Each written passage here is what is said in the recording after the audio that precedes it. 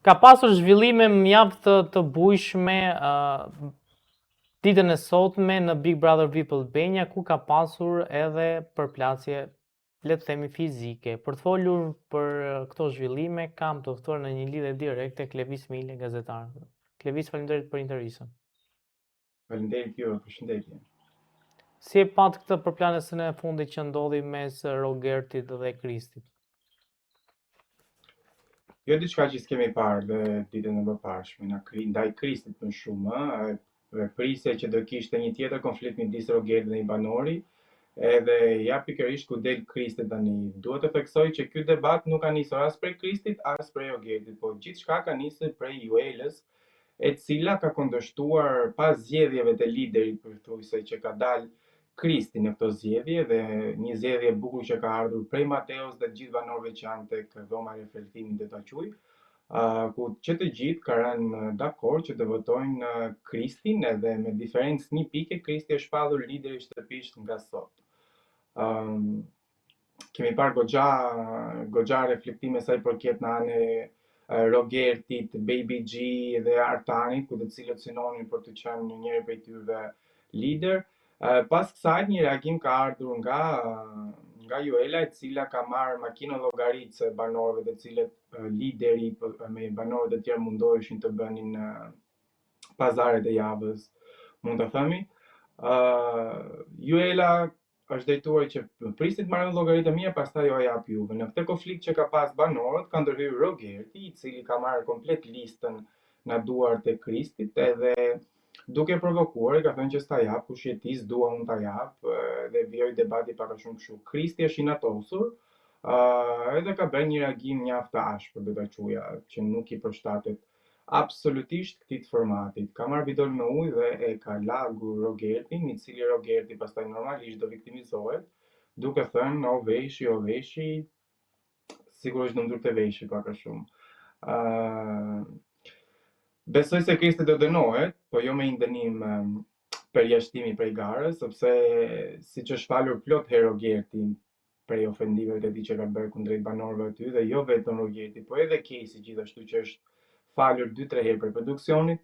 Besoj se kjo është herë e dytë që Kristi reagon në këtë mënyrë, dhe mund të jetë herë e dytë që Kristi mund të dënohet me një zarf të zi, i cili nuk ka ardhur akoma ta theksojë në shtëpinë, por mbetet për të parë nëse do të vi apo thjesht do ketë një dënim gjatë prajmit të shtunës.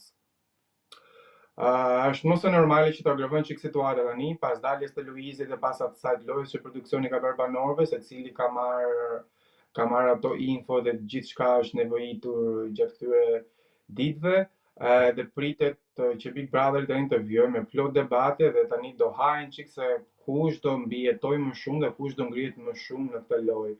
Është momenti që Big Brotheri ka nisur tashmë në të shtëpi, edhe të gjithë po mundonin që të kapin fronin për të qenë një fitues i këtij edicioni. Në qoftë se më pyet se si e komentoj unë sjelljen e Kristit, unë normalisht që e dënoj, nuk më pëlqen fare kur dikush te kalon limitin edhe bie pre provokimeve dhe reagon në një mënyrë të tillë. Jam kundra dhunës dhe kundra çdo gjë të tillë në të shtëpi. Do më pëlqente, kishte plot zgjidhje, po Kristi ka treguar sërish anën e tij agresive. Shpresoj që mos të dënohet me përjashtim, sepse është gjyna, se Kristi është vërtet lojtar, por duhet të ketë pak më shumë kontroll prej nervat e tij edhe reagimet e tij që bën her pas here aty brenda. Klevis, jemi një ditë pas daljes së Luizit nga shtëpia. Si u duk shtëpia ditën e sotme? Po, bosh, për mua dhe shumë publik aty jashtë është dukur shtëpia bosh, sepse 3 net u mësua me Luizin dhe me humorin e tij, por ja që kaq ishte, ne ishim të përgatitur për daljen e tij, kështu që problemi qëndron tani se çfarë do na japin ata aty brenda. Dhe pikërisht këtë që na dhanë që na dita e parë pas largimit të Luizit janë po prap debate dhe reagime të ashpra kundrejt tyre. Nuk e kanë rritur atë harmoninë dhe humorin që Luizi u mundua t'ja kaloj gjithë aty. Më vjen keq sepse Luizi tregoj vërtet se si pak a shumë mund të krijohet një Big Brother, jo vetëm me debate, sherrë dhe ngritjet tona, ose duke u lëritur e tej. Ka plot mënyra për të shfaqur një anë të pozitive të Big Brotherit që shumica prej banorëve të brenda nuk arrin ta kuptojnë dhe ta shfaqin këtë në publik. Mendojnë se duke agrevuar, duke u zënë, duke vënë poshtë dhe duke u ul, duke ofenduar njëri tjetrin, mendojnë se janë ngrejnë vlerat e vetes tyre, po të jemi sinqert, të gjithë këta në këtë lloj mënyre bien shumë në nivelin e tyre dhe në syrin e publikut gjithashtu. Shpresoj që kjo të jetë një debat i fundit sa i përket sherrreve të tilla, ka plot mënyra për të lozur, ka plot të gjëra për të marrë në të shtëpi dhe jo me agrevu. E kuptoj që është vështirë duke pas përballë një lojtar si Rogerti në fjalorin e tij dhe me ngacësimet e tij të ashpra, por kjo është loja, secili është krejt ndryshe aty dhe secili duhet të mbijetojë në të shtëpi me diçka krejt ndryshe që ai mund të përballojë në jetën e tij reale. Po nga prajmi i djeshëm, çfarë mësuam lidhur me daljen e Mateos dhe Brikenës, daljen e Mirit dhe Brikenës nga shtëpia në studio, një rreng që ja punoi vllai i madh, çfarë pat pra dinamikat që u zhvilluan gjatë kësaj kohe? Dinamika që janë zhvilluar nuk është po thoj se ka ndryshuar shumë, po ajo që kam kuptuar unë dia është Brikena shumë. Brikena që ka filluar po e lëshon veten e saj ndaj Mateos dhe kemi parë një kimi dhe ato përqafimet shumë të sinqerta kundrejt saj. Më ka pëlqyer shumë përqafimi i ikjes dhe përqafimi i kthimit ndaj Brikenës. Kemi parë dhe Mateon në periudhën ku Miri me Brikenën kanë qenë në studio, Mateo ka qenë tepër i shqetësuar dhe tepër i mërzitur për ikjes, për frikës se mos ikën Brikena prej shtëpisë, por loja që ka bërë produksioni ka qenë tamam lojë pikante dhe për të trazuar pak ujërat aty brenda dhe për t'i zgjur disa banorë, edhe për të shfaqur ndjenja reale kundrejt mes njëri tjetrit. Domethënë, kjo ishte një lojë shumë e bukur për Brikenën që të kuptonin dhe ne sinqerisht se çfarë ndodh midis tyre. Mua më pëlqeu Brikena që gjatë ditëve që ajo e dini që ishte në nominim, nuk i është ofruar Mateos, por mos ta përdor në këtë nominim si forcë që ngjas më unë po e përdor për të shpëtuar këtij nominimi.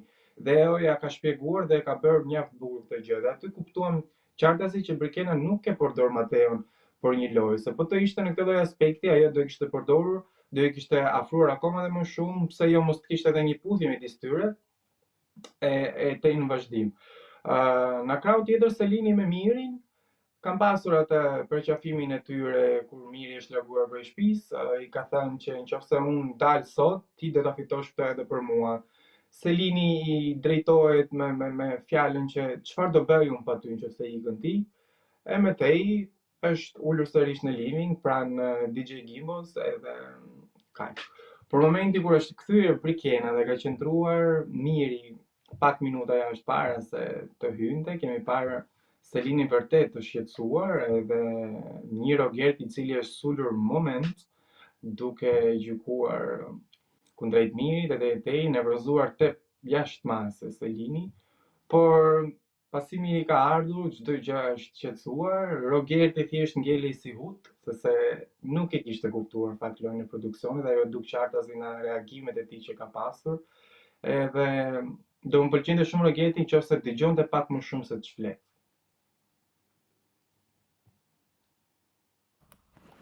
Lëviz, a besoni se ajo çfarë tha Luizelli që çifti i vetëm që ka kimi aty brenda është Mali me Stenaldon? Po e besoj.